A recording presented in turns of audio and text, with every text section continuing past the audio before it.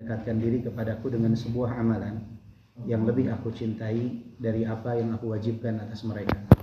Jadi di saat seorang hamba melakukan kewajibannya, itu adalah amalan yang paling Allah cintai. Lebih Allah cintai dari amalan-amalan yang disunnahkan. Barulah kata Nabi SAW di dalam hadits qudsi Allah berfirman, "Wala yazalu 'abdi yataqarrabu ilayya bin nawafil hatta uhibbah." Dan hambaku tidak mencukupkan dengan perkara yang aku wajibkan saja, tetapi mereka menambah dengan amalan-amalan yang disunnahkan sampai aku mencintainya, kata Allah Subhanahu wa taala. Maka di saat seseorang mendapatkan kenikmatan untuk dapat melaksanakan kewajiban, bersyukurlah kepada Allah Subhanahu wa taala, karena sedikit hamba Allah yang mampu untuk bersyukur. Allah Subhanahu wa taala berfirman, "Wa qalilum min ibadiyasy syakur." Sedikit hambaku yang bersyukur. Jadi hamba yang bersyukur itu tidak banyak, segelintir saja, beberapa saja. Maka jadilah hamba yang bersyukur, karena Allah berfirman, "La in syakartum la azidannakum wa la in kafartum inna adzabi lasyadid." Jika kalian bersyukur, aku akan tambahkan nikmat bagi kalian. Akan tetapi jika kalian kufur terhadap nikmatku, ketahuilah sesungguhnya azabku sangatlah pedih. Ayyuhal ikhwah rahimani wa rahimakumullah. Kemudian yang perlu kita ketahui bahwa kehidupan kita di dunia ini hanyalah sementara. Suatu saat pasti kita akan meninggalkan dunia ini. Jangankan kita, Nabi Muhammad SAW yang merupakan nabi terbaik, rasul terbaik, Nabi SAW berjumpa dengan ajal. Kemudian para sahabat, para tabi'in, orang-orang yang saleh, mereka telah wafat. Lantas apakah kita menganggap bahwa kita akan abadi di dunia ini? Mustahil. Kullu nafsin dha'iqatul maut. Setiap yang bernyawa itu pasti akan berjumpa dengan kematian. Dan setiap manusia secara normal mereka takut untuk berjumpa dengan kematian. Akan tetapi sebab rasa takut ini yang menjadi pembeda antara hamba yang bertakwa dengan hamba yang setengah-setengah dalam ketakwaannya. Hamba yang bertakwa, dia takut mati karena takut persiapannya tidak cukup untuk berjumpa dengan Allah Subhanahu wa taala. Tetapi yang ketakwaannya labil, biasanya takut wafat bukan takut karena hal tersebut, akan tetapi takut meninggalkan kenikmatan-kenikmatan dunia, takut berpisah dengan kenikmatan-kenikmatan dunia. Para sahabat, para tabi'in, para atba'ut tabi'in, mereka takut berjumpa kematian, tapi takutnya karena merasa belum cukup dalam amalan. Atha rahimahullah, menjelang ajalnya beliau menangis. Ketika ditanya, "Ma yuki, apa yang membuatmu menangis?" Kata Atha rahimahullah, "Al-mautu fi 'unuqi wal qabru baina yaday wal qiyamatu mawqifi wa jasru jahannam tariqi fala adri ma yuf'alu bi." Kata beliau, kematian sudah dekat dengan leherku, kuburan ada di hadapanku, as-sirat adalah tempat aku berjalan kelak di atas neraka jahanam, dan hari kiamat adalah tempat aku berdiri. Aku tidak tahu kemana aku akan ditempatkan, surga atau neraka. Itulah sebabnya beliau menangis. Muhammad ibn Sirin menjelang ajalnya juga menangis. Ketika ditanya, "Ma yuki, apa yang membuatmu menangis?"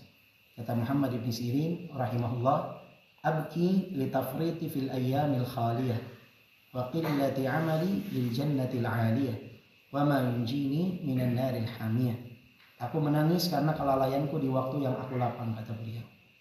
Lihat Muhammad ibn Sirin, padahal hari-harinya disibukkan untuk menegakkan dakwah tauhid, tetapi beliau menangis karena merasa lalai di waktu yang beliau lapang. Abki li tafriti fil ayyamil khaliyah wa qillati amali lil jannatil 'aliyah. Karena sedikitnya amalanku untuk menggapai surga yang tinggi. Wa ma yunjini minan naril hamiyah. Dan apa yang akan menyelamatkanku dari api neraka yang sangat panas. Itulah pandangan mereka terhadap kematian. Takut mati, tapi bukan untuk berpisah dengan kenikmatan dunia, tapi takut amalannya tidak cukup. Pertanyaannya bagi kita sekarang, ya ikhwah, Bapak Ibu sekalian, apakah kita sudah siap untuk berjumpa dengan kematian tersebut? Karena ciri hamba yang bertakwa itu apa? Al-isti'dad liyaumir rahil, kata Ali bin Abi Thalib. mempersiapkan diri untuk berjumpa dengan kematian. Apa persiapan terbaik? Menambah amal. Ali bin Abi Thalib pernah berziarah kubur. Kemudian setelah mengucapkan salam, kata Ali bin Abi Thalib, ya ahlal kubur, ammal amwalu faqad qusimat, wa ammal diyaru faqad sukinat, wa ammal azwaju faqad nukihat. Hadza khabaru ma indana fama khabaru ma indakum. Wahai ahlul kubur, harta kalian telah habis dibagikan. Tempat tinggal kalian yang dulu kalian huni sekarang sudah diisi oleh orang lain. Dan istri-istri kalian setelah habis masa iddahnya telah dinikahi oleh orang lain. Itulah kabar yang ada pada kami tentang dunia yang kalian tinggalkan. Lantas kabar apa yang ada pada diri kalian? Kemudian Ali bin Abi Thalib menangis seraya mengatakan, wallahi innahum law takallamu laqalu inna wajadna khaira zadi taqwa. Demi Allah, andaikan mereka mampu berbicara, maka mereka akan mengatakan yang terbaik seseorang menambah di dunia ini adalah menambah pundi-pundi amalan. Bukan harta dunia, bukan istana, bukan rumah mewah, bukan apapun, tapi amalan itu yang akan bermanfaat bagi seseorang. Maka ya ikhwah, kita sekarang berada di Darul Amal, tempat beramal, dan esok kita akan berada di Darul Jaza, tempat menerima balasan.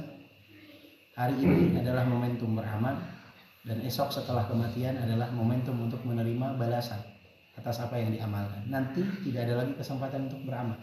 Sekarang mumpung masih hidup, masih dapat bernafas, beramalah dengan amalan yang sebanyak-banyaknya. Dan Allah Subhanahu wa taala membuka begitu banyak pintu kebaikan. Allah berfirman, "Wa ma khalaqtul jinna wal insa illa liya'budun." Tidaklah aku menciptakan jin dan manusia kecuali untuk beribadah. Dan Allah menyediakan pintu ibadah yang amat sangat banyak, luar biasa. Semuanya. Pintu sedekah, pintu salat, pintu saum, pintu zikir, pintu ibadah yang sangat banyak. Antum melakukan sekarang ta'awun, menolong saudara-saudara untuk menyalurkan air, itu adalah salah satu pintu kebaikan, pintu yang Allah Subhanahu wa taala sediakan. Tapi di antara sekian banyak pintu, ada dua pintu yang paling penting. Yang pertama adalah al-ahammu minal muhim, tauhid kepada Allah Subhanahu wa taala. Hati-hati dari kesyirikan. Dan yang kedua adalah ilmu. Karena dengan membuka pintu ilmu, di sana pintu-pintu kebaikan akan berjejer. Antum kalau membuka pintu sholat, ya akan bertemu dengan sholat. Kalau membuka pintu sedekah, akan bertemu dengan sedekah. Tapi kalau membuka pintu ilmu, di sana ada sholat, di sana ada sedekah, di sana ada tauhid, di sana ada banyak hal, segala hal, cara bagaimana menyembah Allah Subhanahu wa taala. Maka nasihat terakhir dari anak, jangan lupa untuk menegakkan tauhid, terus jaga tauhid, hati-hati dari segala bentuk kesyirikan, karena tidak akan manfaat seluruh amalan kita jika kita masih berbuat kesyirikan, masih menggunakan jimat dan lain sebagainya. Kata Nabi, at-tamaimu syirik, jimat adalah kesyirikan. Kemudian yang kedua adalah jangan pernah lepas dari ilmu. Teruslah semangat untuk menuntut ilmu, belajar, ikuti kajian, dan coba untuk mempelajari sesuatu secara bertahap. Jadi jangan hanya gemar atau senang sebatas takbir akbar, 1 bulan 1 kali, ya, rutin. Harus ada kajian rutin per pekan. Pelajari tentang bagaimana kita menyembah Allah Subhanahu wa taala, bagaimana pedoman hidup kita harus kita pahami untuk kita amalkan. Mungkin itu sedikit yang bisa Anda sampaikan pada kesempatan kali ini. Saya lagi mengucapkan jazakallahu khairan kepada pihak BKM Masjid yang telah memberikan kesempatan untuk 1-2 patah kalimat yang telah diucapkan, dan juga untuk antum semua yang hadir. Semoga Allah Subhanahu wa taala membalas segala kebaikan antum semua. Amin. Dan rasa lelah hari ini insyaallah jadi pemberat dalam timbangan kebaikan.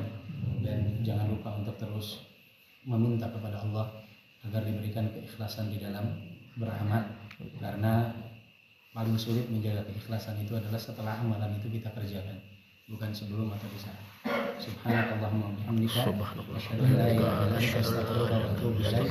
Walhamdulillahirabbil alamin. Assalamualaikum warahmatullahi wabarakatuh. Waalaikumsalam warahmatullahi wabarakatuh.